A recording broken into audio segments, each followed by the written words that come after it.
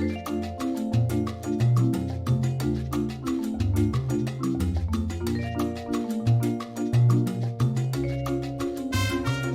my name is Isabella Johnston, the Intern Whisperer and founder of Employers Change.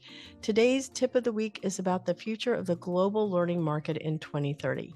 It is estimated that the market size will cross $985 billion with a compound annual growth rate of 22.6%. Now, you may be wondering why this is significant. This is about opportunity and creating learning content that is customized and allows learners to select ways to learn that corresponds to their preferred learning delivery methods. When I talk about opportunity, it's about creating customized courses for people. It is about creating a career path that you may not have considered, and it will continue to grow because as we stay in this place of remote work and being able to make sure that people are learning and keeping track of those cognitive skills of research, time management, creativity, problem solving, and critical thinking, it's going to be vital to have people that can help us continue to exercise those brain power muscles that we have so that we can be the best employee that is in the workplace. So let's take just a real quick look about how this opportunity, what it looks like in 2022. So last year, the U.S. had $201.54 billion in revenue that was made in this learning science area, and it's expected to reach, as I mentioned, 985 billion in 2030. That's a huge growth. So are you thinking about making a career change? Consider the path of instructional design. And welcome to the Intern Whisperer. The show is all about the future of work and innovation. Hi, this is Isabella, and today's guest is Alex Salas. He is the owner of Style Learn. He is a talent developed professional, U.S. Navy veteran, Scrum Master, instructional designer, e-learning developer, speaker, and a podcast host, along with so many other things that I've learned about him. So, Alex, welcome to the show. Well, thank you, Isabella. That is great. So glad to be here. And wow, that's a great introduction. So well, it came straight off your LinkedIn. Yeah. So you're pretty awesome. I was going, wow, look at all of this stuff that you have done. I know, right? It's like we do stuff and then we don't realize how much we've done. So yeah, but it's the nature of what we do. So. Yeah, it is so true. So true. So Alex, the first thing that we usually do on this show to kick everything off is ask the guest 5 words that describe you and why those 5 words. So I'm going to take some little notes in here while you're talking. Just be ready. Okay, go. All right. Resilient. Okay. Why? Yeah, why? Well, I have to be resilient. I grew up in Venezuela. Everybody knows Venezuela or pretty much knows about it. And, it was a rough environment that I grew up in. So you have to quickly adapt to things that were happening. You get either bullied or things get stolen or so as a 5-year-old, 6-year-old, you're out there in the streets kind of figuring it out. And that creates resilience. So one of my interns, he was from Venezuela also. And we were on a call on Skype and he goes, I got to go. They're shooting in the streets. And I went, holy cow, are you going to be okay? Yeah. I don't know. Was it like when you say it was really rough? Did you encounter that kind of stuff too? He was okay also, by the way. Well, yeah. So, we had to keep, I always tell people this, right? Because it's time frames and context. So a lot of people did not know anything about Venezuela, back in 92. And before that, I'm talking 70s. So, I'm talking like late 70s and stuff like that. And at that time, there was a lot of crime. There was a lot of the culture was still the same. Is what I mean is like the culture of, kind of look over your shoulder and you learn because I wasn't, as a child, you're innocent, right? You're like, and especially me, I was very naive. I'm very naive with people. And I've learned through the years of, like some people are not that great, but you can't judge everybody by the same standard. So yeah, it was like that. I saw my mom being robbed, wow, at 8 years old, stuff like that. So I mean, yeah, it was rough. It is what it is. Yeah, and and it was normal stuff that probably I say normal in the sense of when I grew up. where you'll get into fights every day if you needed to or wanted to, or someone wanted to. And it's not the same, in some areas. And I'll say, the assumption is usually, oh, it's not the same here in the United States of America. Yeah. But it is depending on, it is depending on where you're at, right? So like, Right. if you're in the Bronx in New York or Brooklyn or something like that, it's a different living than, or in LA, it's a different living than other places. So, but as a general rule and general norm, I think, it's still great.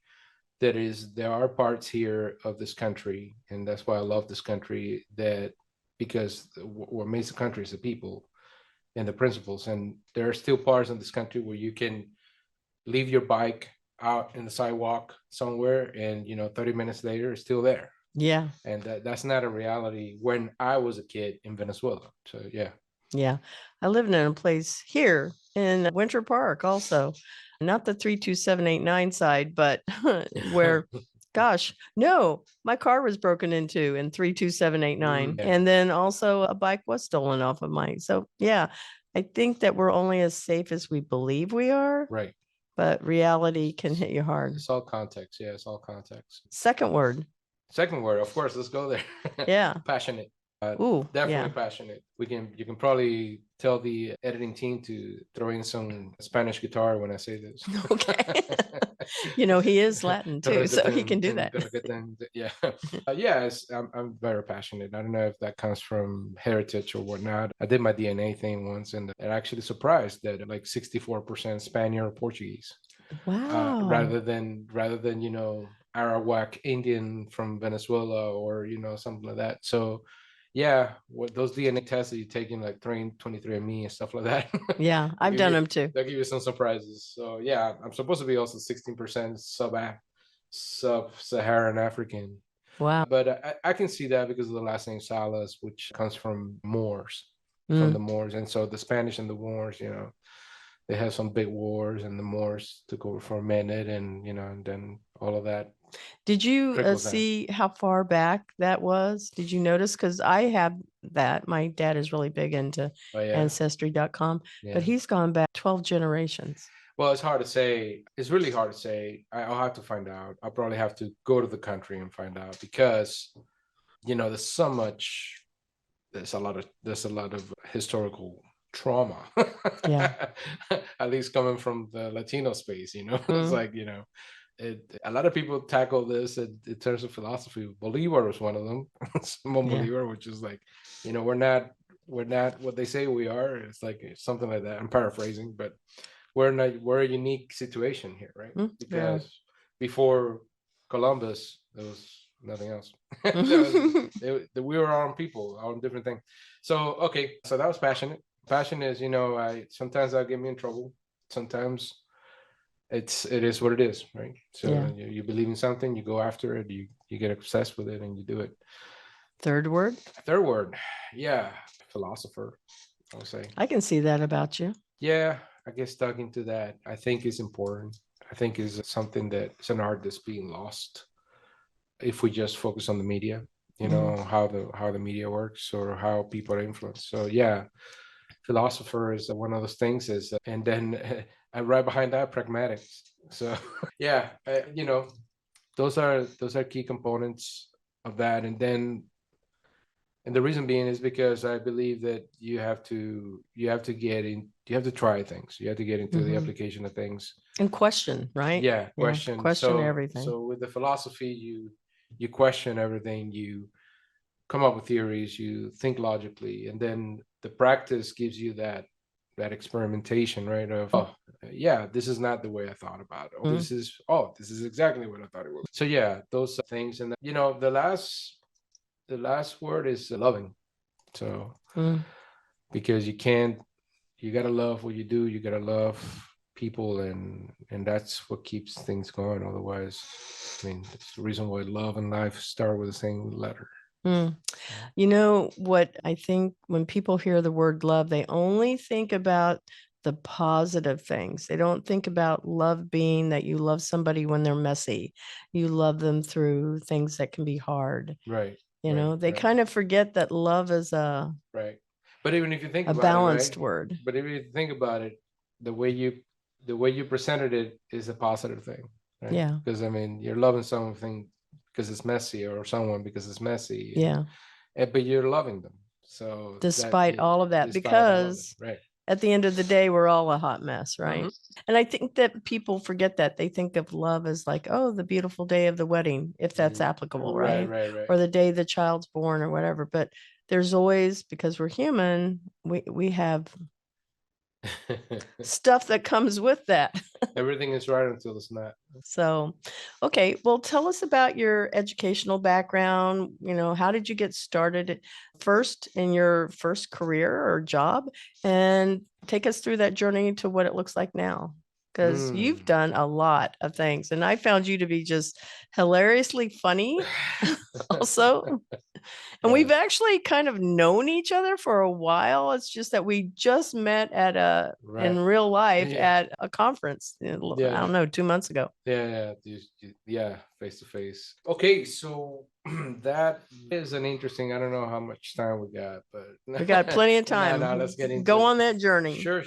So, so it's an interesting thing. I grew up, like I said, I was born in Venezuela, grew up in Venezuela. And, there's things you learn as a kid that you just going through the motions. And I think that also happens as an adult where you're going through the motions, right? And I tell, I usually, my example of that, I tell people is like breakfast is the first meal after a break, after a fast. It's not the meal that you have in the morning. Right. It could be the meal that you have in Could the morning, be. but it doesn't have to be, right? So think about that one. Deep thoughts. Yes. Right. Oh my God. And I have people like, oh my God, breakfast. Yeah. Break. Intermittent fasting. Oh You my throw God. that in I there. know, yeah. Yeah. Like break fast. Oh wow. So yeah, so those are the things that are super interesting to me going. And so my quest has always been, I had a really particular, this is a good story. I had a particular experience that I wasn't aware of because, like I said, I was always very naive. So my dad had me in Venezuela until that time. There was an economic boom, right? So the oil industry blew up, and people were rich, but mentally they were not rich, right? So they didn't have a mentality of wealth. They just had this money. The dollar was stronger. The bolivar was stronger than the dollar. Imagine that scenario. And then you have these people coming here and buying things in pairs. It was like a big saying that Venezuelans would say, like, it's cheap, give me two. Oh, yeah. Está barato, dame dos. So for the people who speak Spanish. But anyway, so I was in private schools. I was in a Catholic private school until third grade. And so I had like the best education, technically speaking, because it was a private school and it was also a Catholic school. And, so the nuns, they brought. Is this in Venezuela? This is in Venezuela. Okay. So I'm just giving you the story because it's an interesting thing to take, but I'll get back into the whole job thing real quick. So my dad takes me out of there because then the economic thing goes down, and I don't know what his motivations were, but he takes me out of the school and then he puts me in a public school, and we're talking Venezuela. So it's not the same as saying here. I mean, public schools here are pretty awesome, right? Yeah. So, and that also, we can get into that varies a lot, but they're still awesome. And so I kind of had this illusion that I was super smart because I went to this old school and I'm like killing it, because they're behind what the private school is doing. Yeah. But I had never picked it up in my head, like until I was an adult, that I was like, oh my God, that happened. So I had to kind of overcome this thing. So my thing was, my parents always had this message, and I think a lot of Latino kids can identify, which is like, go to school, get an education. That's basically the message that was always burned in the back of my head. So I did the thing. I mean, I came here when I was 14. I went through high school, endured that. Nothing like the world today, where somebody looks at you a little weird and now you're getting bullied. Yeah. Back then it was like, people making fun of my accent, all kinds of stuff. So I'm laughing about it because, again, the resilience thing kicks in, right? So I did all of that, and I went to school, and then I started working. I got out of high school, got 2 jobs. I was working like 16 hours a day so I can so I can like live and have some money, have some fun. And then I joined the Navy. So at 24, joined the Navy. So I went from, 18 to 24, where I got like an associate's in journalism out of Miami-Dade Community College, Miami-Dade 305. Now it's Miami-Dade College. And so I couldn't keep going to school, or at least, I don't know, maybe I was ignorant of what benefits were available for me and whatnot. So at that point, I had this thing of got to go to school, got to get an education. I can't just keep, having fun and working as a valet in hotels and, or, being a bellman in hotels and stuff like that. It was fun, but, I didn't see a professional outlook that way. Yeah. So I joined, at first I saw a commercial of the Marines. So I was going to join the Marines. And my mother almost had a heart attack, right? What? And especially because I had, a lot of it out of ignorance, right? So, knowing what's up and whatnot. And then, so I was like, okay, well, I'll join the Navy. So I decided to join the Navy. The funny part is that the recruiter talks me into being what is called a hospital corpsman. A lot of people know today what that is. Back in the day, they didn't know. And basically what that means, and still explaining to the people is like, what? So when you say medic, people get it, right? But it's different too. It's different than an army medic. And so it involves more. That's what I would say, right? Not that it's better, it just involves more and more flexibility. So one of those flexibilities is that the hospital corpsman can work at a hospital, but can also work with Marines. And because Marines do not have their own medical team. So what your mom was worried about, I know, that's comes full circle. That's the hilarious piece. So so I ended up being assigned with Marine Corps units. And when in Afghanistan, 2001, September 18, we deployed over to Afghanistan. It's already the second deployment. The first deployment is what we call the pump. It's a 6-month thing that people used to do. Obviously 9/11 changed everything. So did that. And I mean, the Navy basically gave me the formation, or let's say the know-with-all of what a parent, what a father will give you. And especially if you didn't have a father in some critical years. I think that, obviously having a father the whole time is great, but my father kind of, he couldn't assimilate to the culture here. And at 16, he left and went back to Venezuela. Oh. So I think those are critical years. The critical years are actually the teenage years for a boy to have his father, to kind of have wisdom and stuff like that. So I didn't have that, but I also, my dad was a bit of a, he did the best he could. He was more authoritarian than anything else. And so for me, it was sort of also a release, the opportunity to do the things I needed to do. So like I said, I was working the jobs, the hourly jobs, and joined the Navy. So the Navy gave me that avenue of, you start from the bottom, you suck it up, you learn those concepts, suck it up. Well, it sounds like you got a lot of structure, which is maybe what you were missing. You get structure too. Yes. I mean, it's a reset, and I don't know what's happening today, but the commercials are not showing great promise and all these adaptations they're doing to it. But yeah, the Navy or the military gives you structure, and it's a structure. A lot of people obviously may know things like movies references, like Full Metal Jacket or things like that. And yeah, that boot camp scene of Full Metal Jacket, that's what Marine boot camp used to be like, or at least still hopefully is. But it's a reset, right? Because you're coming from, you got to understand this. You're bringing people from all over the country with all kinds of different cultural backgrounds. And, a Black person from Georgia is not the same as a Black person from LA. So a Latino from Miami is not the same as a Latino in New York. There are some things, but it's a lot different. So you're bringing all these people to the same place, and everybody needs to follow that standard. So yeah, it was great because you do that, but what people don't understand is that after you get out of boot camp, it's a job.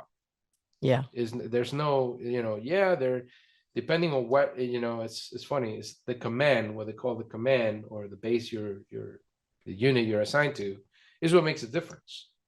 There are some commands out there, they have no military bearing, meaning, they're just chilling, they're like, hey, Bob, how's it going, Tom? All right, come over here. Hey, don't worry about it. It's going to be all right. And then there are the commands that you go in, like, for example, 3rd Battalion, 6th Marines and Marine Corps. which you're following things to the letter. Like, hey, yes, petty officer, no petty officer, yes, sir, no, sir, yes, corporal, So military veteran is there for a reason. It's a structure. That's all. So you need to follow that structure. Doesn't mean that you can't think on your own. Doesn't mean that you can't, have some things, but there are orders and there's leadership. So those are concepts that a lot of people, may not be able to deal with. So I dealt with all the stuff, and we had a combat experience in Afghanistan, came back, and then I decided to get out. So 6 years and did my education. So health obviously took advantage of the GI Bill. And like many people, I joined the military because of college, but then it became something completely different, right? So it's one of those things you don't know until you know. Well, how did it become different? Well, because I think it's like kind of like that phrase that I meant, like you don't know until you know something, right? So it's like people look at you and we all make judgments. Sure. We all have like judgments, like, those are just stereotypes. A lot of people don't like to admit those, right? Everybody looks at me and go, oh, big guy, bald guy, at the two. This guy was in jail or whatever, or not like not that you have to do that, but it's a thing. It's just not. It's a natural response we have from neuroscience, right? That Olympic brings, kind of like that's how you establish safe, not safe. Be aware, not be aware. So yeah, when I got into the service, that structure made me a new person. You find a new avenue, you find a new angle, a new perspective to yourself, and you either you like that or you don't, and so that gives you a love for it. And there's a love for it. There's things I miss that I would love to go back, and there's many things I remember that then I go, no, not really. So, and I think everybody has that feeling, but there's something you don't get. It's only I think a few professions out there that gets this, and it's camaraderie. That doesn't exist, at least that I've seen. I've been through many private Fortune 100, 500 companies and 100 companies. That doesn't exist. So unless you're a firefighter or a cop, maybe there's a brotherhood there. I'd say maybe firefighters more because you get to live together and kind of do things in the station. But yeah, it's that. And until this day, I can see any of my buddies that were with me in service 20 years ago, whether I haven't seen that guy or not, pick up a conversation like we were just seeing, talking to each other yesterday. So how many people can you tell of that in your private career, in your business career? How many people do you feel like that you can actually have that type of relationship? It's hard. So so we're all fighting to this. It's the whole real ultimate feeling of having a team because you're working towards the same goal and you got each other's back. I think you hit a really valuable point of how to help build strong culture in a company. Definitely meals. When you eat together, it's really a way of being more, I'm going to use, it's not the word choice I'm really looking for, but intimate, but I'm going to swap it out for bonding. Food is a way that people can bond together. You talk about the food. It makes everything about that time that you have with person highly experiential because you can smell it, you can taste it, the food, you're with the person. So I think that's key.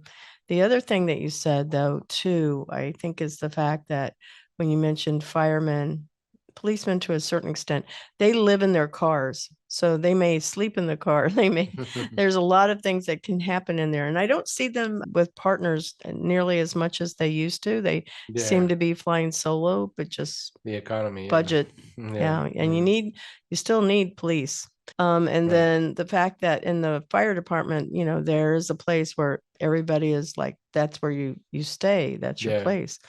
Yeah, I think you mentioned that in the city might make a difference, maybe, and maybe in New York, you can still see the pairs because it's a buddy system. Yeah. Or they call in the military the buddy system. Yeah. Where, if you have two people, they're taking each other, right? Taking care of each other, so to speak. But yeah, it's then, and then it becomes love of country. And you got to understand it's a weird thing, right? Because I grew up I was born in another country, Mhm. and until the age of 14, I lived in another country. So, do I love Venezuela? Yeah, I love Venezuela, but really, I gotta say, is that I had a reset from Mhm. when I was 6.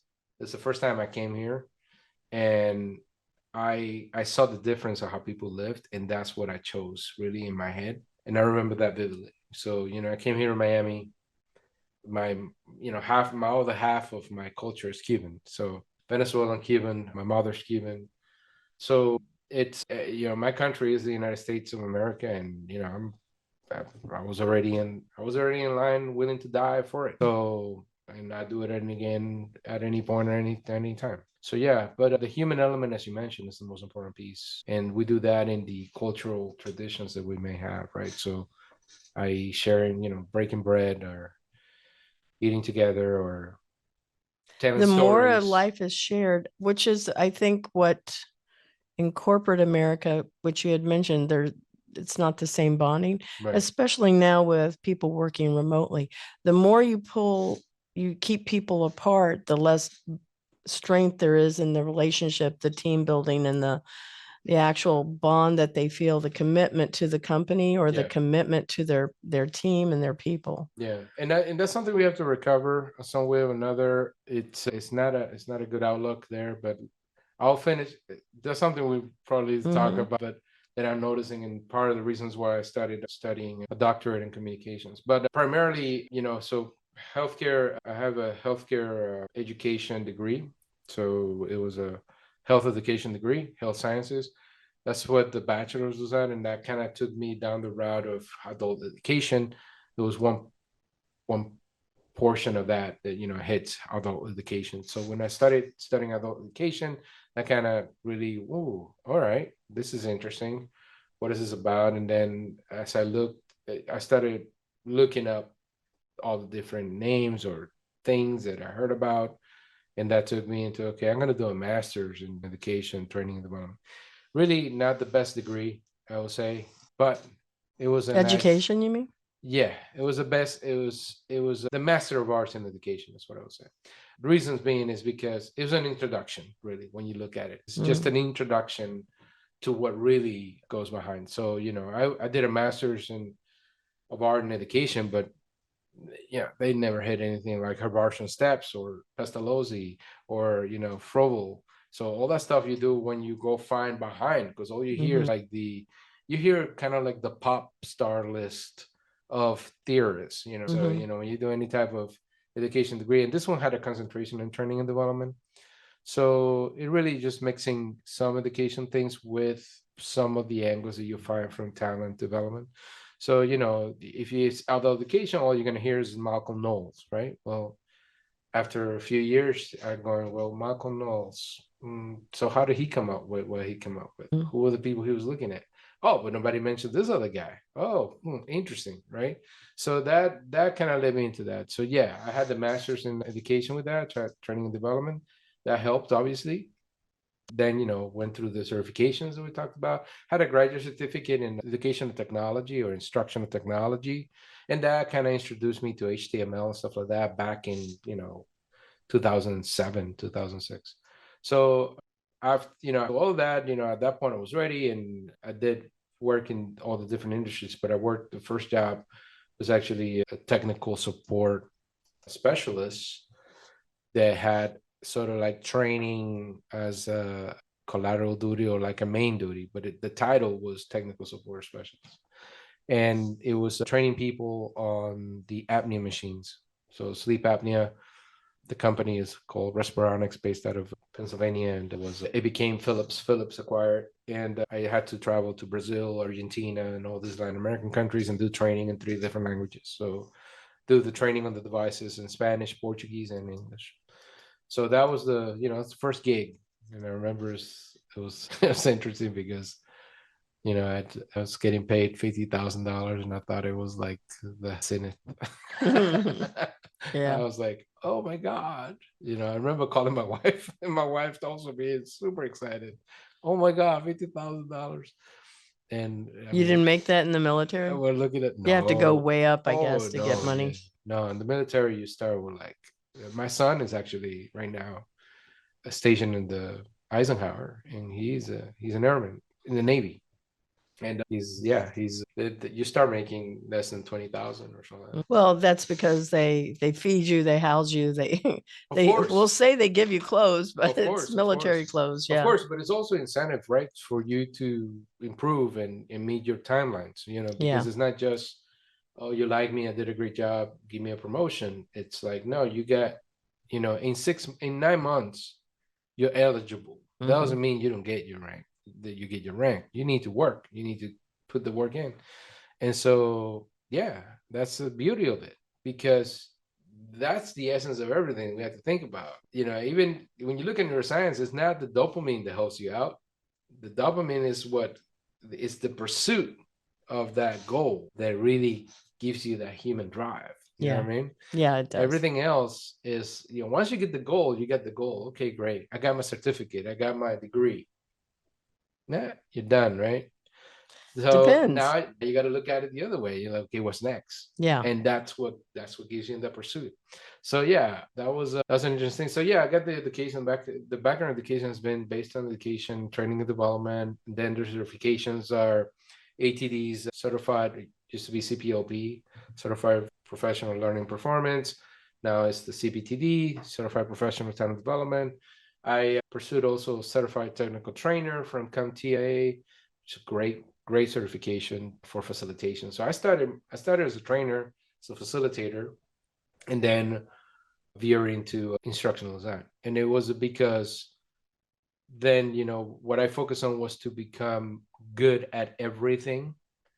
So I call it a 75% rule, be 75% on all aspects of the profession, not just say, oh, I'm a great instructional designer. Oh, I'm a great learning facilitator. Well, let's take it back. What is the definition? Because our listeners may not know what an instructional designer is. How do you define it? Well, I got to give you two definitions. Right? Okay. So there is the academic definition of instructional design, and that is someone that looks at conditions in an environment, right? And looks at the learners and creates the external conditions that would allow the learners to achieve the better outcomes that they can achieve. And if you look at it specifically in the terminology, is the instructional systems developer, right? So you're developing a system. It's not just a course, it's not just the material. You're developing a system in which the learner can actually achieve the best learning outcome. That's the academic definition. Now, there's the reality of instructional design, sadly, and greatly, depending how you look at it, because you can make some great money at it. And that is that whoever's hiring for instructional designers, they're usually, if you ask them, they're going to tell you, oh yeah, that's exactly, we want everything. Yeah, what he said, we like it, all of that. But really what the focus is on instructional design, or has become in the job market, is the ability to develop content.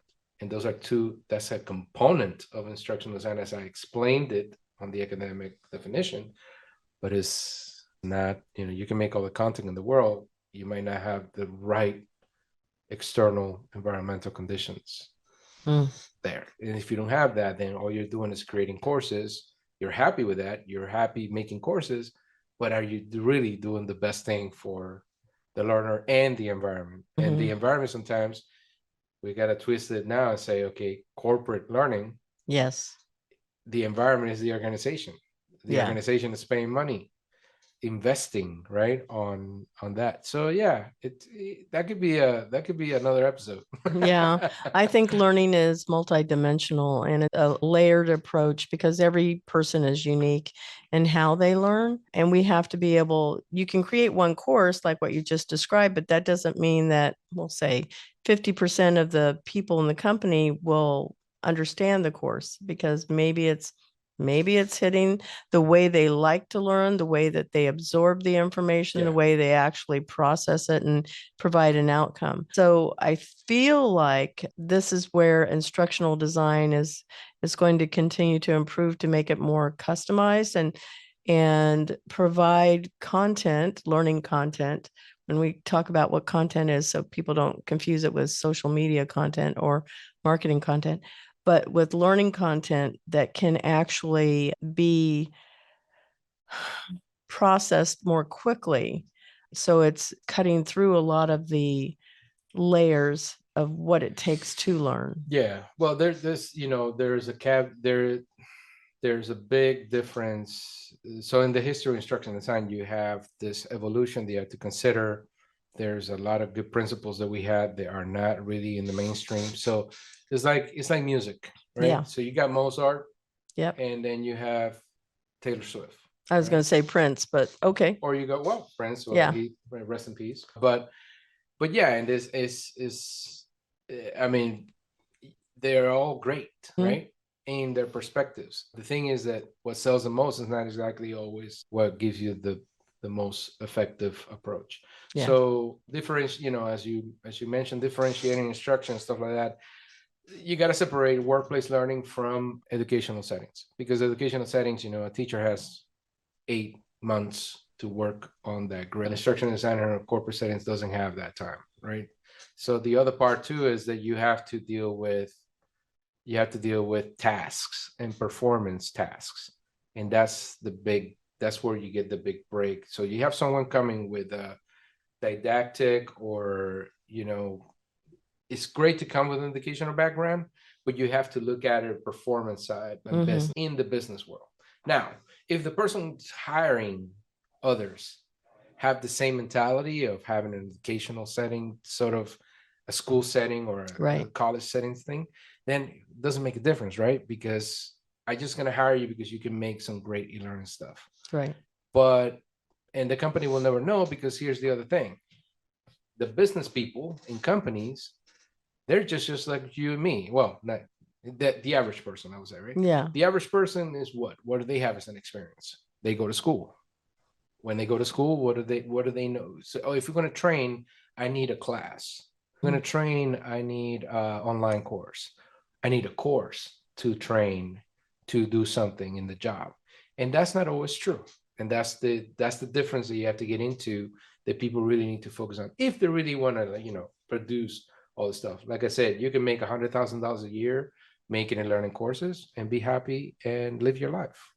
So it really, that's the problem. That's the problem that we get into if we learn about stuff. That, I think is you got to look at it that way, right? Like, yeah, there's a double-edged sword. If you learn too much or learn more about something, that it's not always good. Yeah, you have to look at the positive and the negative side of everything. Exactly. Yeah. Oh, I thought I was going to sneeze, but no, I'm good. You got emotional. I get it. Yeah. I was overcome with emotion. So we're going to do this next question, and then we're going to take a break. What do you want to be remembered for?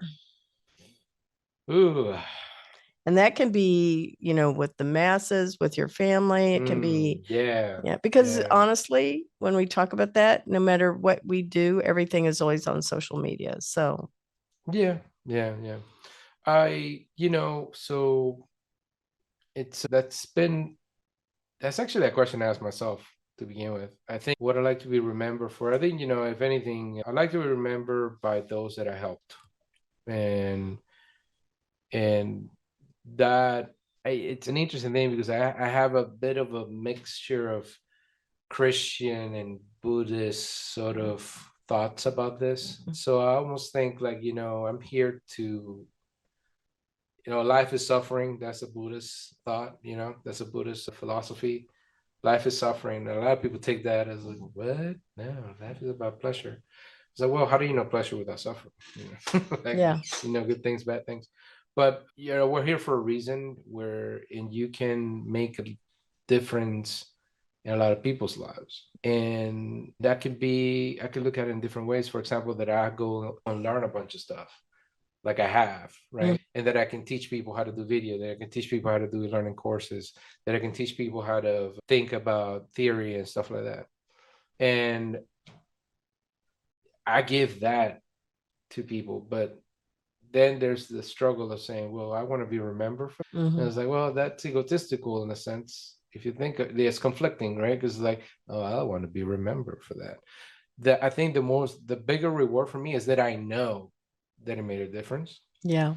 So, And I think many teachers who feel this way too, right? That you're making a difference, regardless Yes. of whether people think or don't think about it. And many times we're not appreciated in any way, right? In this type of role. So that is one thing. Now, for my family, I just want, I want to be remembered by my kids as a great father, and and an example that the good things and the bad thing, the good and the bad decisions, they can make better decisions in the future. I think that's the most important piece for me, especially because of my childhood. So I think all that kind of spins things around for us. But I've been lucky, I've been blessed, and thank God. And I've gone through the process of learning all these things, and finding a spirituality as well to fulfill and balance everything out. Yeah. A life of service for sure. Yeah, life of service, I believe strongly in that. And like anybody else, I'm not gonna lie, I have my moments where I wanted to be, in the spotlight and be remembered. That's Be human.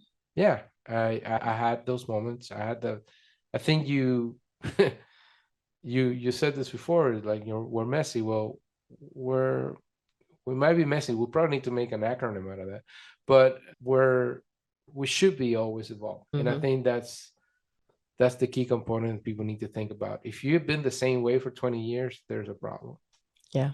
You should be evolving, because that's the ultimate sign of learning. So Learning. We hate to change, but learning does mean we do change. exactly. Yeah. Exactly. Yeah, you can't deny that in any angle that you put it in. So it's like cognitively is like, well, you develop mental schemas that weren't there before. So you're different now. Affectionately, you feel different, one thing that you felt before. So it's change, but it's change always for the better. That's a choice. You think so? Okay. Yeah, it is a choice that we make. No, I mean, learning is a change for the better. Is what I Oh, mean. yeah. Well, I think and here's the thing: we say learning is a change, but learning is the outcome, right?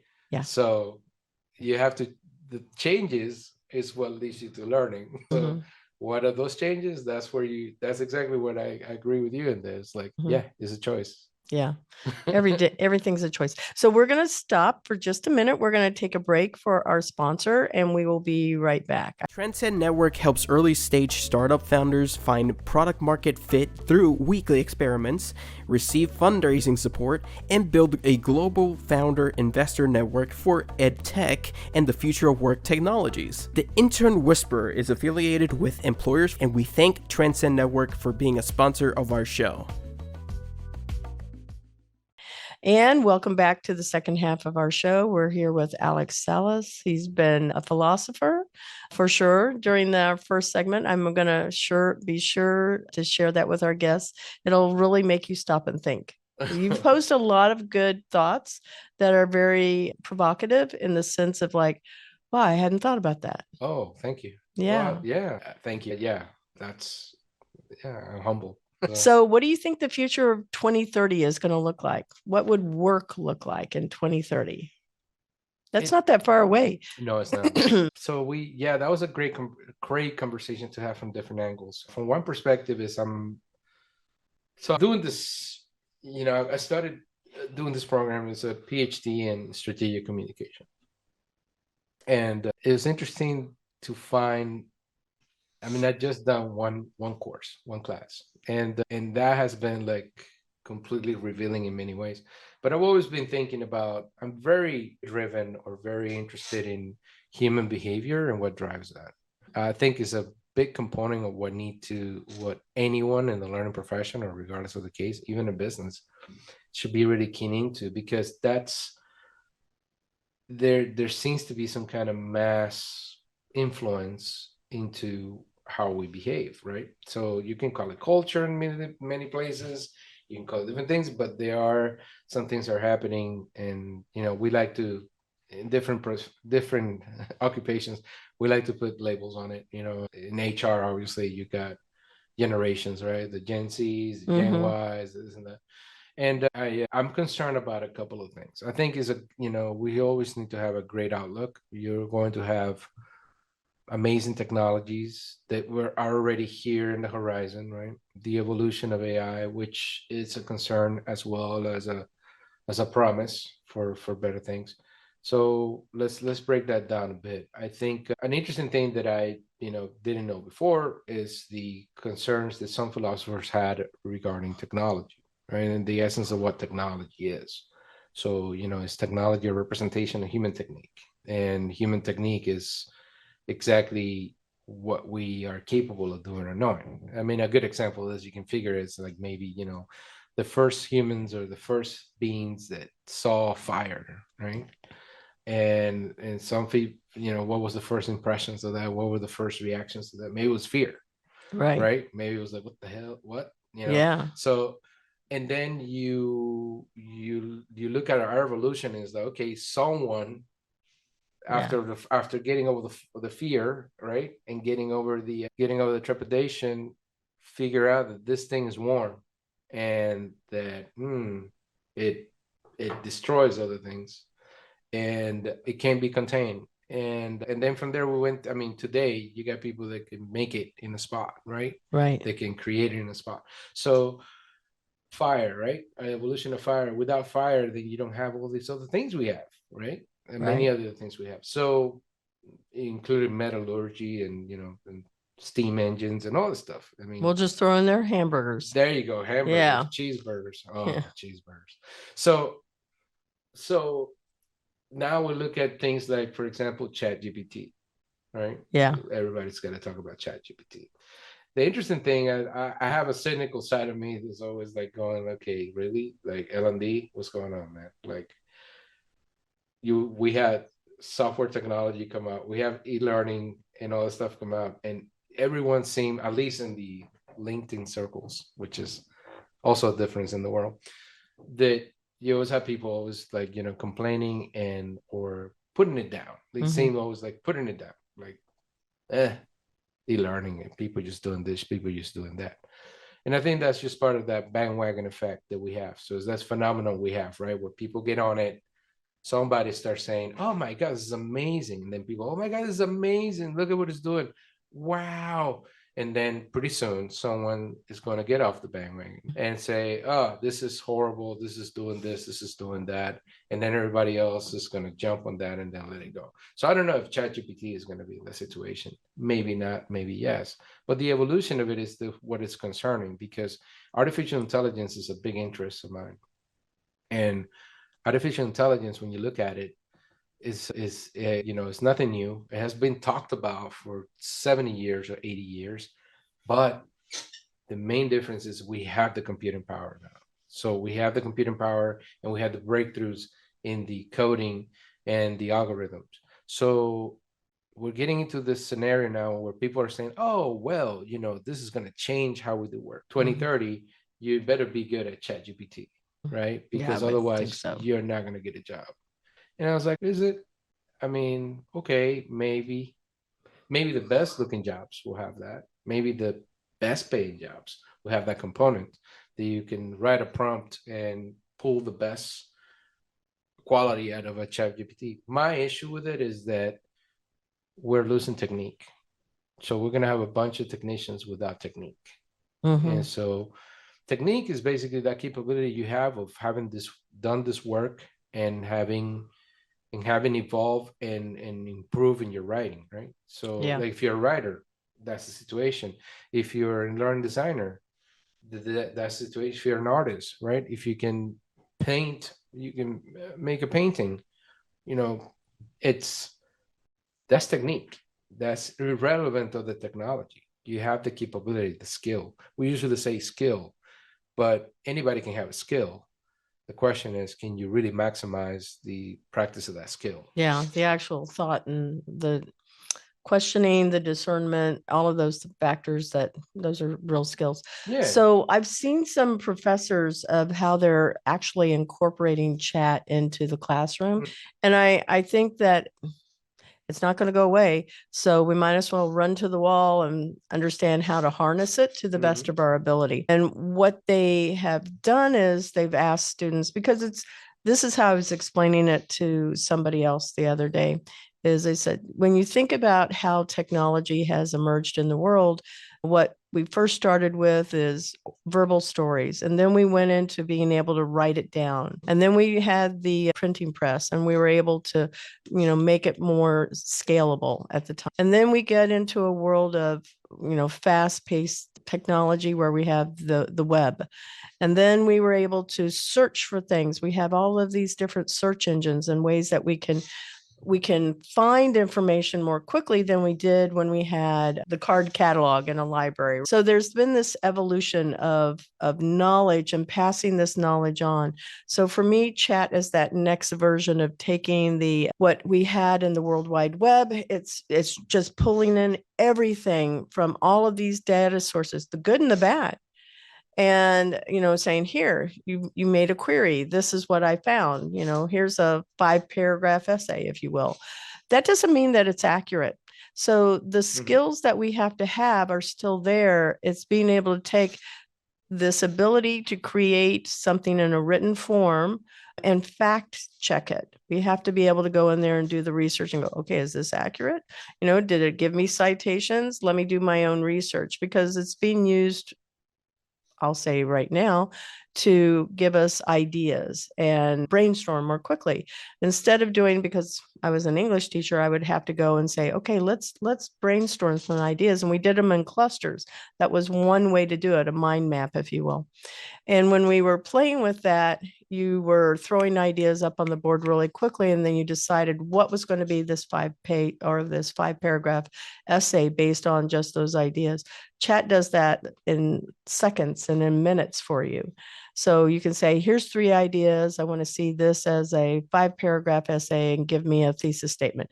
That doesn't mean it's the best thing. It is only a starting board, a launching board. So you can see, how do I make it better? Because it's going to sound like a little bit maybe robotic as to what is out there in the world. It won't necessarily have your personalization that comes out of who you are and what you want to say. I think that's what it is to me right now. And so I've seen professors using it in their classroom to say, here, ask chat to write a 5-paragraph essay, and then you need to customize it so that it is truly reflective of what your research is.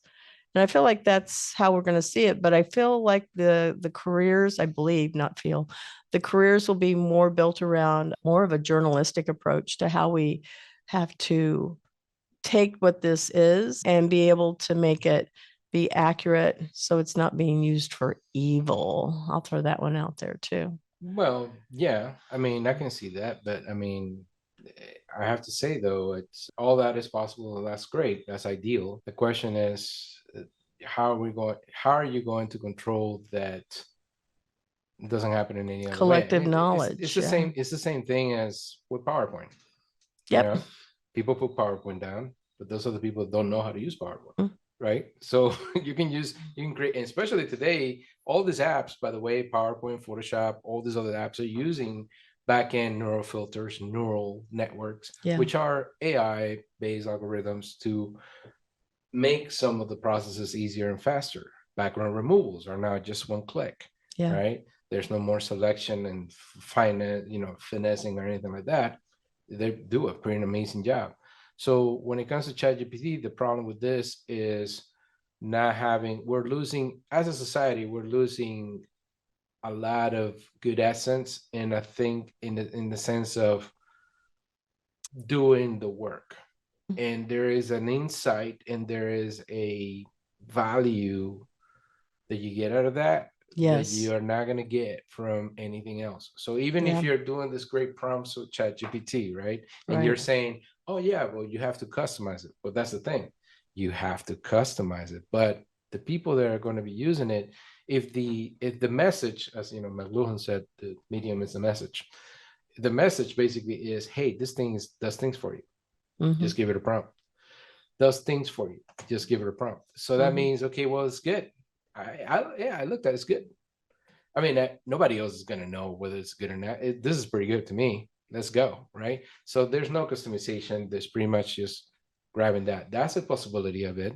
The second piece is a possibility of just people using it as a crutch and just getting by with things. So the problem, I mean, it's going to help you. It's going to help Sure. us, no doubt. It's going to Yeah. help us. But in the long run, I think there's an issue with the sort of a decay in our collective intellectual. So we have the capability of using this thing. The question is, well, after you've been using this thing for 5 years, take it away.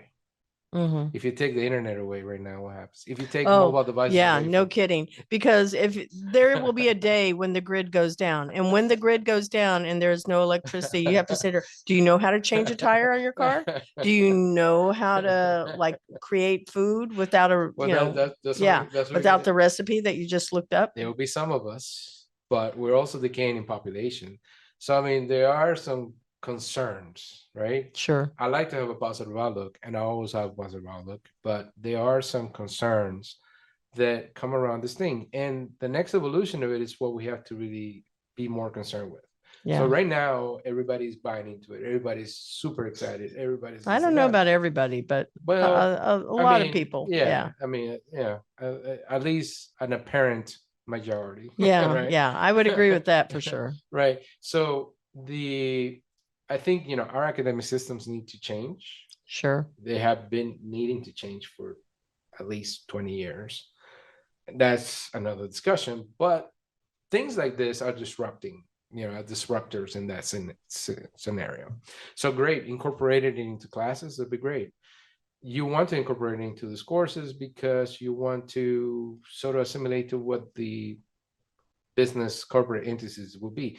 What I'm interested in knowing is how is this really going to work out from a corporate standpoint? So, we're seeing it out there, and you can go in there on your own accord and use it. Now you have to pay for it to really be able to use it in some instances because capacity and availability, right? Right. Oh, we're getting too many people using it right now. So sorry. Maybe you want to pay $20 a month and use it.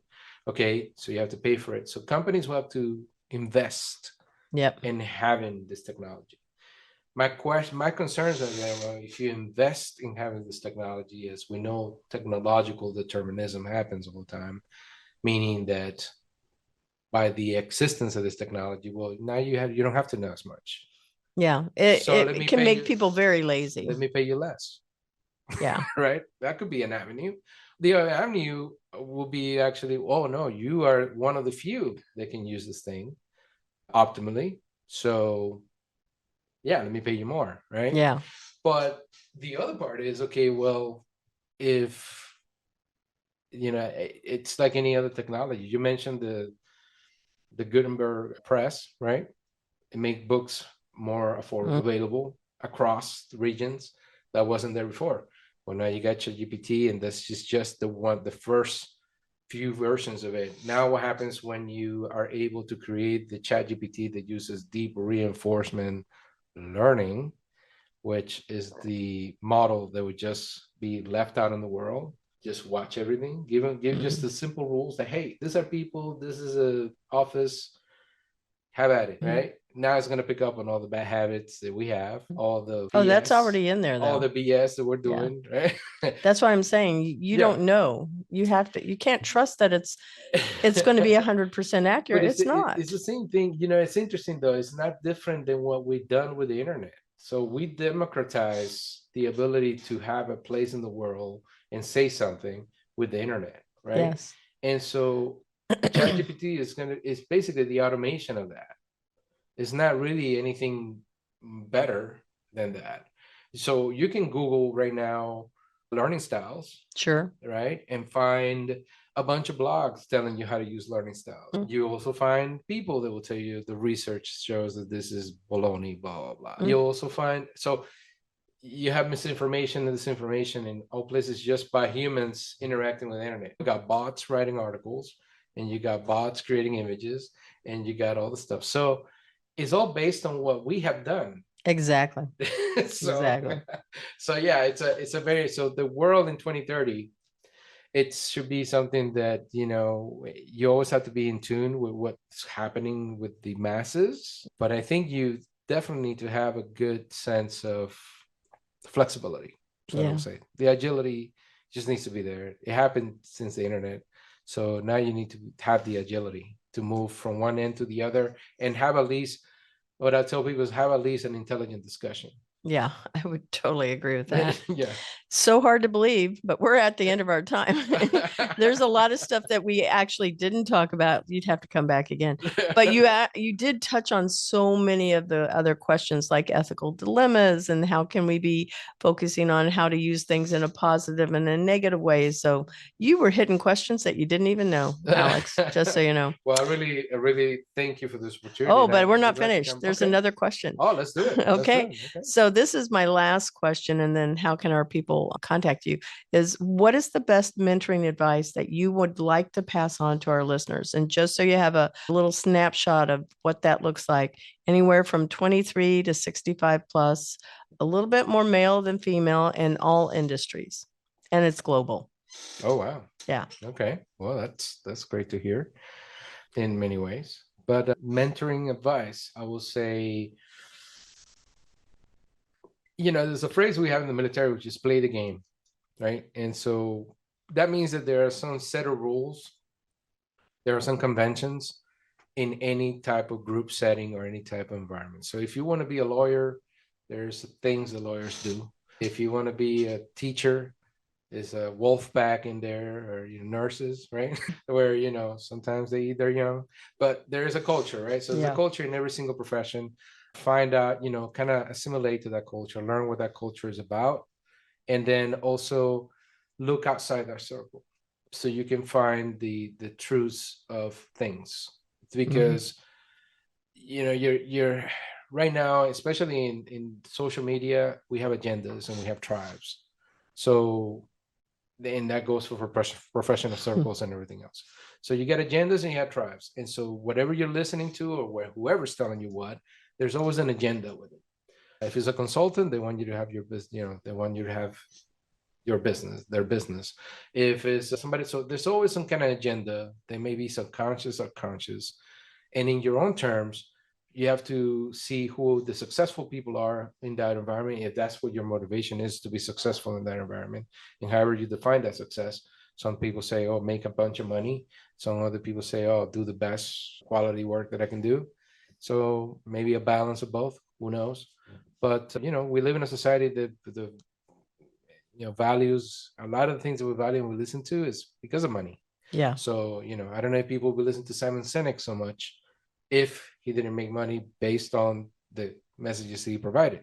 Now, give you an example. Simon Sinek is popular in giving you messages about leadership, servant leadership, but he's not the one that came up with that concept. No. So Robert Greenleaf did, but nobody knows about Robert Greenleaf. Well, and we'll take it a step further. It's also a spiritual thing. It's servant leadership. Of course. Yeah. Jesus, and pick any of your people. Absolutely. In different religions. Absolutely. But, yeah. But, in a technical, let's say, academic standpoint, let's say. So, Robert Greenleaf. He's known. Nothing's absolute. There's one thing you have to be aware of. Nothing's absolute. And so there's always something missing from each of those areas that you're looking at and what people are explaining. And that is because it's the human condition. So, they're humans. They're people in these environments and these places. So mentorship wise, be a student of what you learn, and not just get a degree and forget about it. Not just take a course or something, or a certification, and that's it, data dump. I got my degree. Really, then now is the time to go back and look at where things come from. Why are people saying the things they're saying, and what is the motivation really behind them? So you can then have the best available set of resources to then, strategically plan your approach and how you do it. So I like that, because you're really, what I'm interpreting, what you're saying is, based on our whole conversation here, is make sure you've done the work to look at the history. Where did the roots come from? And if you take it far enough back, you'll be able to understand how to differentiate yourself as a thought leader, because you've looked at the historical side of it to where is it going and what could it possibly be. Yes, absolutely. If you don't know, history repeats itself, as they say, right? That's because many of us have no knowledge of that. So think of someone that was born 20 years ago. What do they know? I mean, they grew up with a device in their hand. So and they have access to so much knowledge. Yeah. Because they could Google search it, right? They do, but that doesn't mean they're going to. They're going to. So, I have that experience with my kids all the time, Yeah. Everybody made that assumption. There was a notion of the digital natives. Oh, the digital natives. Wow. There's so much. It's just a fancy name for the same thing. Yeah, but it's all based on interest, right? Yeah. So if today you have a kid that will watch another kid playing a video game on YouTube. Yeah. And that's one way to learn. Now, they're doing that. That's not something we had as Gen Xers in a way. Yeah. I mean, you could do it if you hang out with a group of people and maybe like that, but not in the scale they have today. So today, anyone has a full capability of resources to not go to college, to not go to school and learn everything, right? But yet, it takes that work. Yeah. So that, because it's there doesn't mean that they do it. Yeah. So how can people find you, Alex? We give them your website, your LinkedIn, but I know you have a podcast. How can people find you? Yeah, so the podcast is Style Learn Origins. I do a newsletter on LinkedIn, and LinkedIn is the best place to find me. If you are going to request, on LinkedIn, I have a creator profile so you can follow. Or if you want to connect and message me and stuff like that, make sure that you put a message in your connect request though, because I don't connect just with everybody anymore. I don't either. I make them say, tell me how you found me. Right. Tell me, right. Yeah. Or at least let me know, hey, I listened to you in the podcast. We should connect, stuff like that. The problem is, the internet has become a flea market. And if you're familiar with what the flea market is, if maybe you're not because maybe you're too young. But it's just a place where people just want to grab your attention and sell you something. So that's a lot of what happens on LinkedIn. So, we're not that, I got 20-some thousand. Thank you to all of them. There's like 25,000 followers, close to hitting, we're going up there. And that's because I'm providing knowledge and, and practices and things like that. And I'm giving back from what I'm learning. So, reach out through LinkedIn. Style Learn is the name. Style Learn, 2 words together.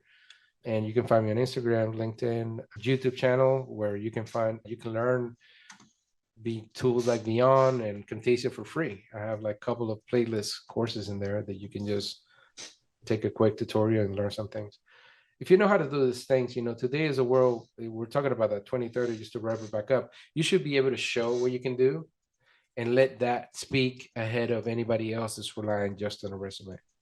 That's what I'm saying. So if you can do something, then people will see it and people will feel it, rather than, people hiding behind a speech or a pitch of, oh yeah, I've been doing this for 20 years, blah, blah, blah. And I'm like, okay, well, where's the fruit of that?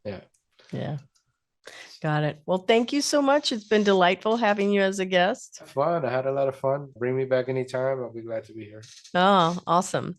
Well, just so our listeners know, be sure to reach out to Alex, mention the Intern Whisperer, so he'll know that he heard this or that you heard this on our podcast. Thank you so much. Awesome. We want to thank our sponsor, Cat 5 Studios, and our production team, producer and editor Josue Gonzalez, and our music is by Sophie Lloyd. Be sure to visit Employers for Change at www.e4c.tech to learn how you can create real diversity and inclusive culture while scaling your people for the future of work. Thank you for supporting the Intern Whisperer by subscribing to us on Podbean, our Employers for Change YouTube channel, or stream from your favorite podcast channel.